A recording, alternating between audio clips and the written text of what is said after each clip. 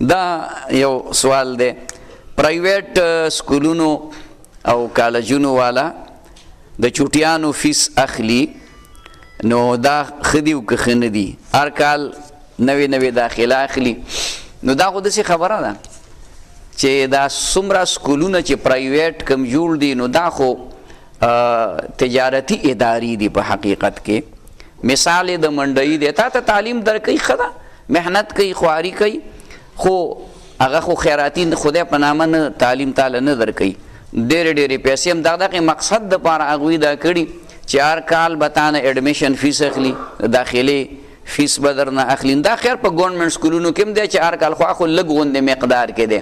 او د دوی هغه ډېر لوی مقدار کې دارنګې د هغې کتابونه بکس هغې په تاسو باندې خرڅوي نو هغه د 100 روپو کتاب په 100 روپۍ باندې ورکوي یونیفارم در باندې خرڅوي او چې بیا پینټ او شرټ وي نو هغه خو د ډېرو پیسو وي کوټ پتلون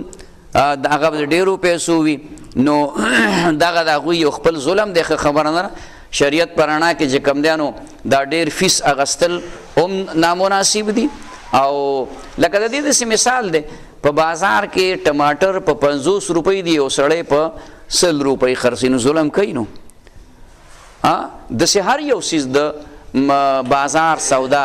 هغه چې کوم دی عام ریټ نه ګرانه خرڅول دا ظلم دی نو دغه رنګې د دوی کتابونه د دوی فیس د دوی یونیفارم د دوی د چوټیانو فیس دا ټول د ظلم په هغه کې راځي لہذا دغه شریعت په رڼا کې دا ښه نه دي ځان ته ساتل پکار دي او خاص کر د چوټیانو فیس ځکه دا خو اصل کې د ټیوشن فیس یعنی ته پړهایي کې نو فیس به ورکې اوس پړهایي نشته او دا خو یو پرماننټ اداره نه ده د سرکار اداره نه ده سرکار سره خو ستا چې کوم دی اګریمنټ په دې خبره باندې شوی چې ته سرکاري ملازم یې چې ته به باقاعده ته ورباندې دونه کلونه نوکري کې د دونه کلونو نه مخکې ته د نوکرۍ نه وتی نشي لکه 25-26 سال نوکري به کې او یا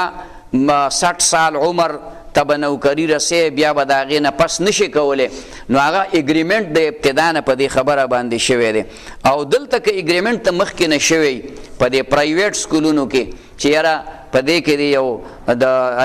د چوټیانو فیس به ورکوئ ځکه به د چوټیانو فیس ورکوئ چې مونږ ټیچرانو له بیا څه ورکوو استادان چې کوم دی هغې له به څه ورکوو نو که دا اګریمنټ د مخکې نه شوی بیا پکې ګناه نشته او که دا اګریمنټ نه وي شوی بیا پکې ګناه شته دی بیا اخیستل دا ښه خبره نه ده ظلم دی لکه ګورنمنټ د سرکاري نوکرانو نه هغې له په میاشت کې څه یوه خاصه اندازه باندې د تلو راتلو دپاره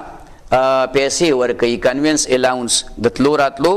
د ټرانسپورټ د دې پیسې ورله ورکوي نو چوټیانو کې ته کټ کړي چوټیانو کې ته هغه لرکي او له بیا نه ورکوي غټو چوټیانو کې د اوړي کې مې غټې چوټیانې بیا په هغې کې وله نه ورکوي وایي ځکه چې ته سکول ته نه ځې راځې ته کالج ته نه ځې راځې نو چې نه ځې راځې نو ستا کرایه په څه ولګي ته خو کور ناست یې د دې وجې نه دې کې که اګریمنټ شوی د دې فیس د چوټیانو د نو بیا اخیستل د هغه پرایویټ سکولونو والاو دپاره جایز که اګریمنټ نه وي شوی نو بیا ناجایز دي